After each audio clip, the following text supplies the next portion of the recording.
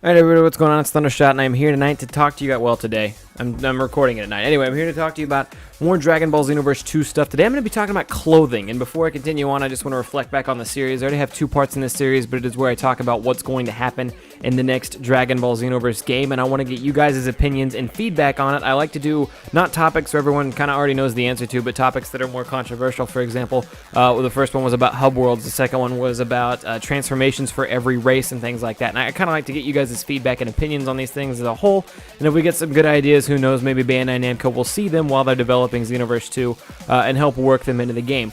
Today I'm going to be talking about clothing and whether or not it should affect your stats. One thing I also want to point out before I dive into the topic is that I'm going to try to mix it up between like big topics where I ramble for a long time and have a lot to say, and smaller topics like this one. Hopefully I don't ramble, I'm just going to be talking about clothing. So, something that happened in Xenoverse, in case you guys don't know or may have forgotten, is that in Dragon Ball Xenoverse, each pair of clothing, each set of clothing you got actually affected your stats in a positive or negative, or sometimes all positive, and different pieces of clothing affected your stats in different ways. This was kind of up and down for me. It's sort of up in the air. The positives to clothing affecting your stats is that it gives you more of a reason to, the grind in Xenoverse wasn't a fun grind, but it gives you more of a reason to grind for certain clothing or to go buy certain clothing from the mart.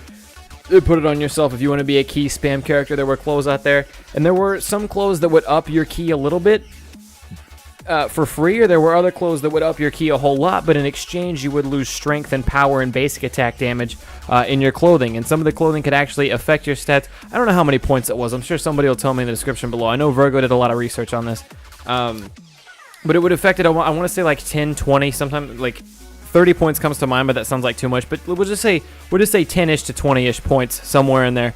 Max clothing could affect your stats by that many attribute points in a certain category. And with the proper clothing and with the proper race and with the proper attributes set up, even though your skills were capped at 100, you could get to like 150 damage. Or whatever you were maxed out on. Like you could get way over the cap with clothing and the right race on certain things, making some moves extremely powerful.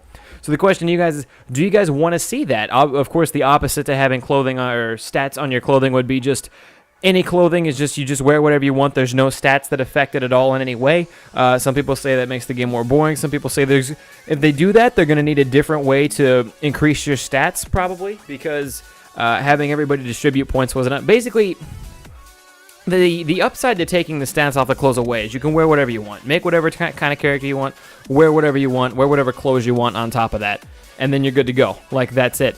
The downside of that is you're taking away an element that Xenoverse had. Number one, you could pick your race. That affected certain attribute points depending on what race you picked.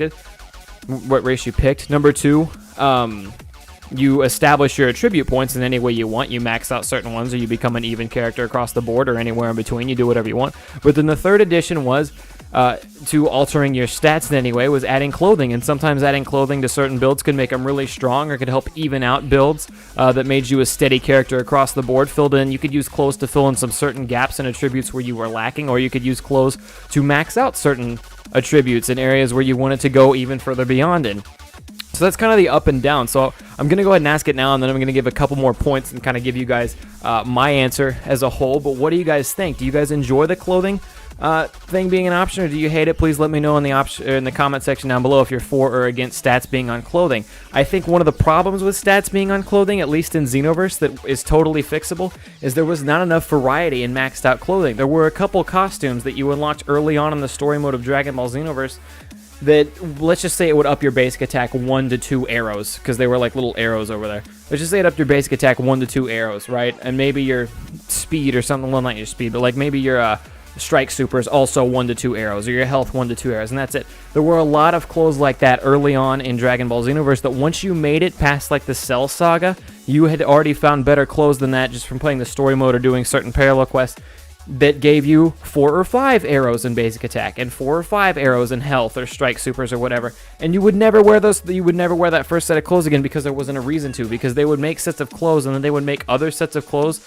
that were the exact same thing but better, so you would never have a reason to go back to those first sets of clothes. There was a lot of that going on in Xenoverse, and I think that's fine, but if you're gonna do that, you have to make a way wider variety of clothing to wear once you get all maxed out. Ignoring DLCs right now, I think there were maybe 4, 5, 6 total clothes that were super viable to wear online. Anytime you went up before DLC Pack 3 came out and the level cap was increased and everybody became a mixed character, you would run into like 5 sets of clothes. There was the Dragon Ball outfit, which if you saw someone with a Dragon Ball outfit, you immediately know, okay, that person's either mixed, favoring key, or that person is a key. That person's I say key spammer, but just because you use a lot of key moves doesn't mean you're a key spammer.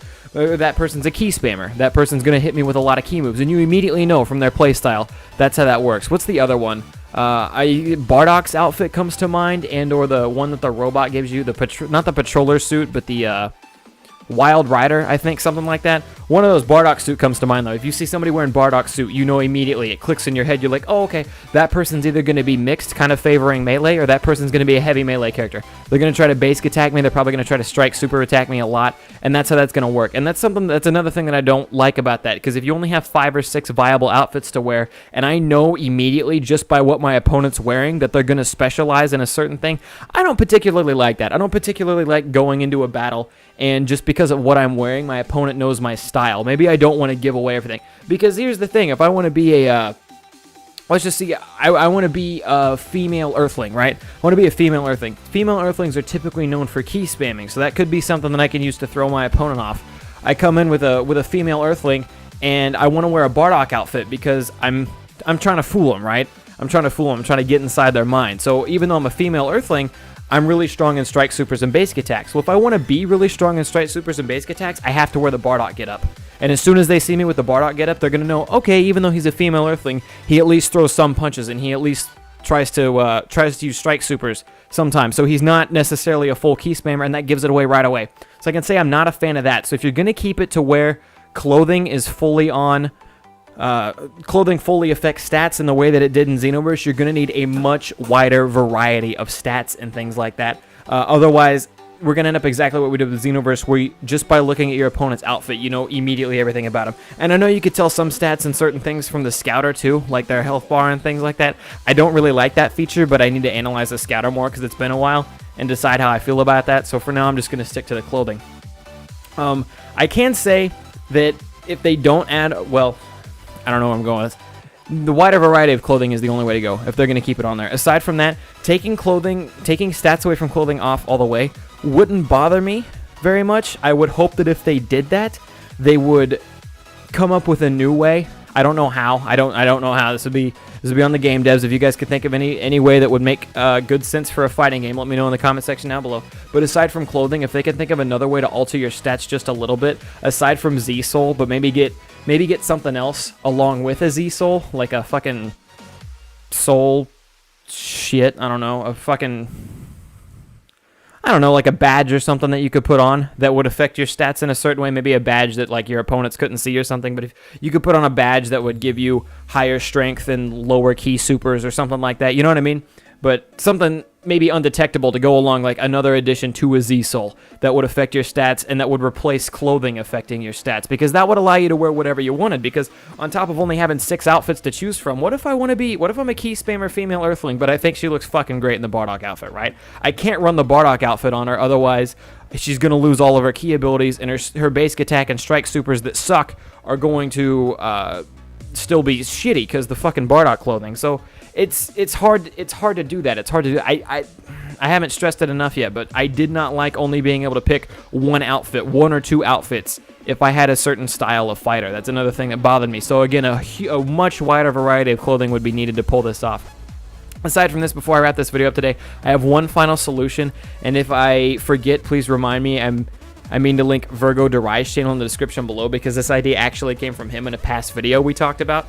For Dragon Ball Xenoverse 2, he brought up that in some Final Fantasies, I think, they use something called a vanity system. And to go ahead and explain it to you guys like I have in a past video before with Virgo, a vanity system means that you have 2 sets of clothing. You have one set of clothing on underneath, and that is the clothing that affects all your stats, and then you can put a second set of clothing on top, and that's the clothing that everyone's going to see. So you can have all these different clothing styles in the game, all these different pants and tops and boots and gloves and whatever in the game, and you need whatever's going to be on the bottom layer for your stats. So maybe I can collect what would be like the 4-star Dragon Ball outfit for my key spam character.